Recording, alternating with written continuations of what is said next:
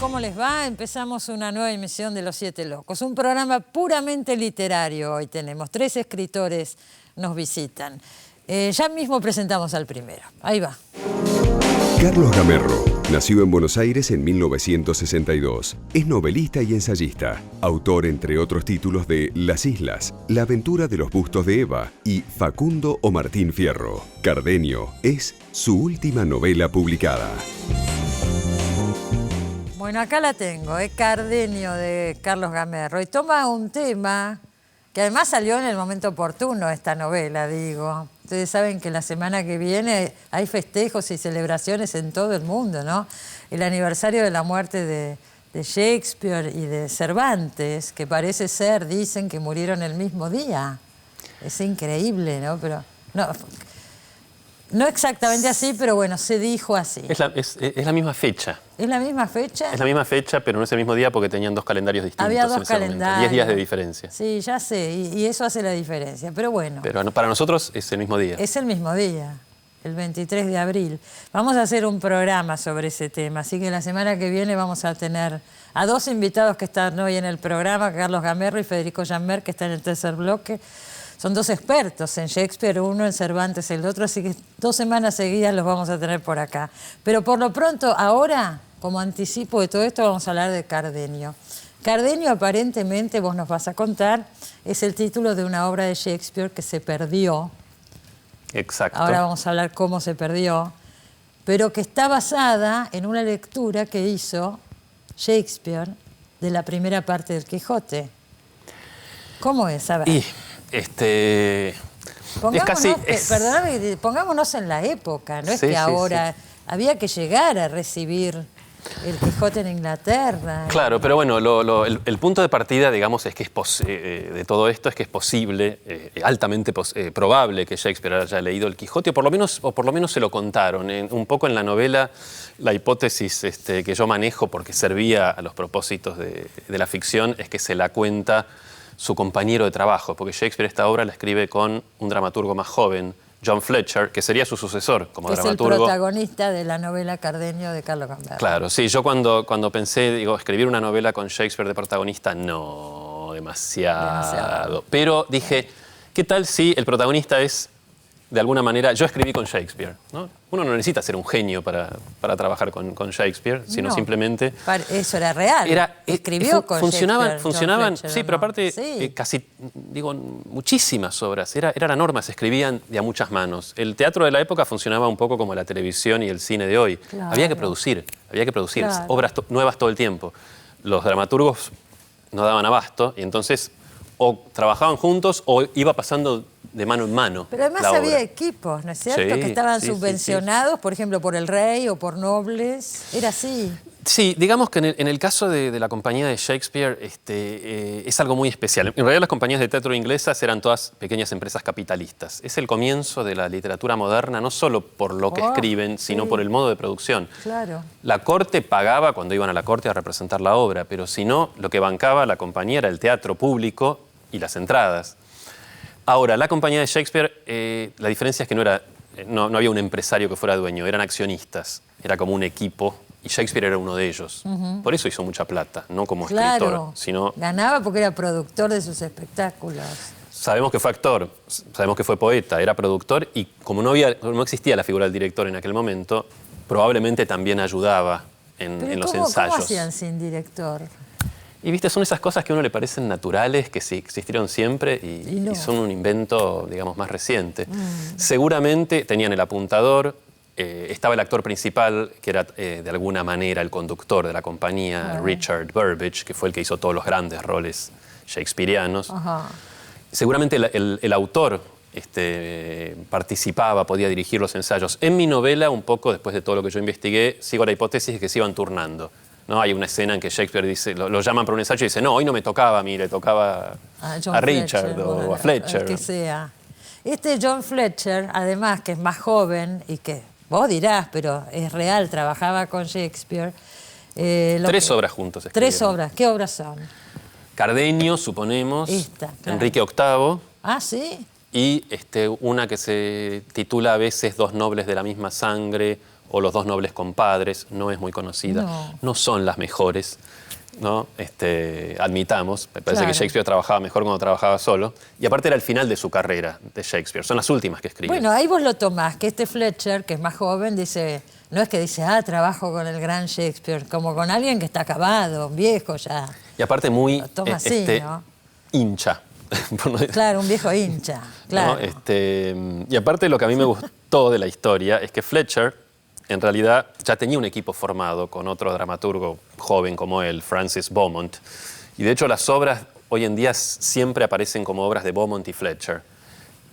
Y ellos no solo trabajaban juntos, sino, según cuenta la leyenda, que es mi punto de partida, vivían juntos, escribían juntos, vivían juntos, compartían los vestidos y la mujer. Vivían, ¿no? los tres. Claro, era una especie de triángulo amoroso literario. Y cuando Beaumont se va, abandona esa sociedad para casarse con una rica heredera, porque tenía ínfulas de caballero, el hombre, ahí es cuando Fletcher tiene que colaborar con Shakespeare. Y yo imagino un Fletcher bastante enamorado, no sé si de Beaumont o de la situación, y de repente dice, toda mi vida se fue al diablo y ahora encima tengo que escribir con Shakespeare. Con este viejo que tenía ¿cuánto? 50 no, años. 50, claro, corto. Imagínate en esa época. ¿Y estas obras de Beaumont y Fletcher eran buenas? ¿Vos leíste algo? Sí, leí como 20. ¿Y? Sufrí mucho. Nada que ver. No son muy buenas. Hay momentos divertidos. Por ejemplo, hay una que se llama El domador domado, que es una revisión de La fierecilla domada de Shakespeare. Petruchio, muere su primera esposa, la que él había domado, se casa con otra y esta vez ella lo doma a él. Es una obra casi feminista para la época. Mirá. Y de hecho Fletcher, si vamos a mirar todos los autores de la época, era el que más se acercaría a una idea de un autor feminista y que le daba a las mujeres un lugar muy preponderante. Mirá vos, ¿no? En esa época. Digo, pero más allá de todo esto, es verdad, producían mucho. Shakespeare tiene una cantidad enorme de obras, enorme. Sí. Es que las obras, Londres tendría también, hay que pensar, 200.000 a 300.000 habitantes, depende si consideramos un poco los alrededores. Y estos teatros entraban 2.000, 3.000 personas, los teatros públicos. Entonces, 2, 3, 4 días, listo. Ya está, el público se agotó y había que poner poner una obra nueva. Otra más. Y estaban casi todos los días, porque no había cine, no había televisión. Era eso, o ir a ver cómo los perros destrozaban toros o los perros destrozaban osos, que era el otro entretenimiento popular. Claro, porque esto era muy popular. Sí, era para todas las clases. O sea, la misma obra la veían desde los nobles hasta el pueblo más bajo y analfabeto. Eso es lo maravilloso, ¿no?, del teatro de Shakespeare. Es fantástico, porque es un teatro que uno puede decir realmente es de altísimo nivel y sin embargo era un acontecimiento popular.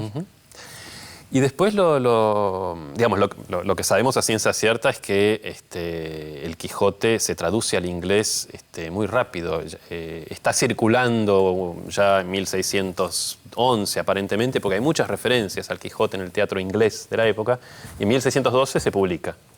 El Quijote, ¿no?, en inglés. En inglés. O sea, Si uno lo piensa desde hoy, los ingleses y también los norteamericanos leen su propia literatura. Hoy no están abiertos a la literatura universal, ni les interesa ni nada por decir. Y entonces en esa época que llegara el Quijote y tuviera semejante recepción, digo, algo cambió, ¿no es cierto? Estaban abiertos a otras literaturas, a otra cultura, lo que fuera. Sí, sobre todo leían mucho la literatura española. El Lazarillo de Tormes estaba traducido al inglés hacia mediados del siglo XVI. Y hay una obra de Beaumont que no es buena, pero es divertida, sí. Del amigo de Fletcher, que presenta un criado que decide hacerse caballero andante. Y aparte los miembros del público, que en realidad son actores puestos entre el público, suben a escena, o sea que todos estos juegos del Quijote están ahí. O sea que probablemente Fletcher la haya leído en español. Y esta obra, Cardenio, bueno, no la conocemos porque desaparece. ¿Cómo fue eso? Bueno, digamos, es un milagro en realidad que no hayan desaparecido más obras. Porque se conservaron muchas. El Teatro El Globe Se quemó y lo quemaron, en mi novela está la escena porque es durante una representación de Enrique VIII, de nuevo la obra de Shakespeare y Fletcher, Sí. disparan los cañones y como el techo era de paja, se prendió fuego y se quemó así. Después lo reconstruyeron con techo de tejas. Fueron más precavidos. El que viaja a Londres tiene la oportunidad de ver, hay una réplica, en el mismo lugar donde estaba el Teatro del Globo de Shakespeare. Digo, han hecho una réplica que es perfecta, está Sí. muy bien hecha y se hacen obras, representaciones constantemente. Sí, sobre todo es muy útil para pensar cómo se representaban era? las obras, ¿no? Claro. Porque era muy distinto al teatro que solemos ir habitualmente. Absolutamente distinto. Pero de todos modos, creo que por las crónicas, digamos, por los documentos de la época, no se quemaron las obras cuando se quemó el Globe. Simplemente que, digamos, las obras se publicaban un poco al tuntún. Shakespeare nunca supervisó la edición de sus obras. De hecho, la primera compilación, el primer folio, se publica después de su muerte. Eran como panfletos, libros medio sueltos, y a Es lo que veces está quedaron y a diciendo, veces como no. pueden ser hoy los guiones, ¿no es Claro. cierto? De todos modos, tenemos indicios. Hay una obra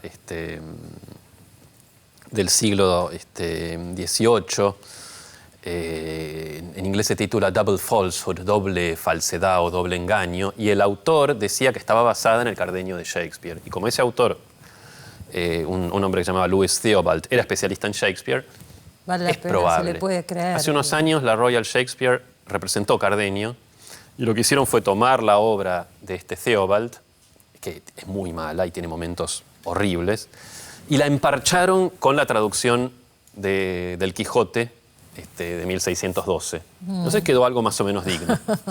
Pero Cardenio de Shakespeare se representó, tengo entendido, Sí, por dos eso veces. se representó, ahora ya es una obra...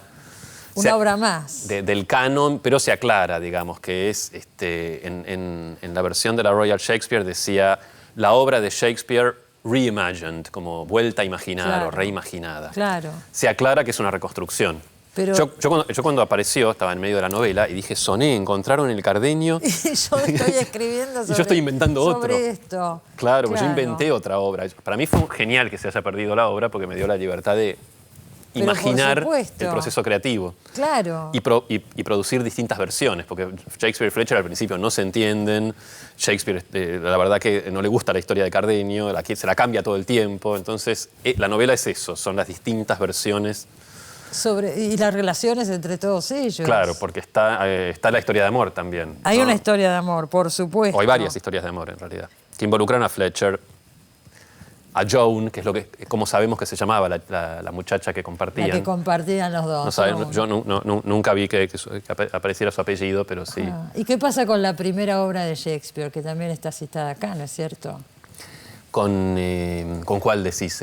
Con Tito Andrónico. Ah, con Tito Andrónico, sí, su primera tragedia. Sí. Sí, ahí, digo, el Tito Andrónico, tenemos el texto. Algunos, durante mucho tiempo nadie quería admitir que era de Shakespeare, porque es tan extrema, tan desaforada.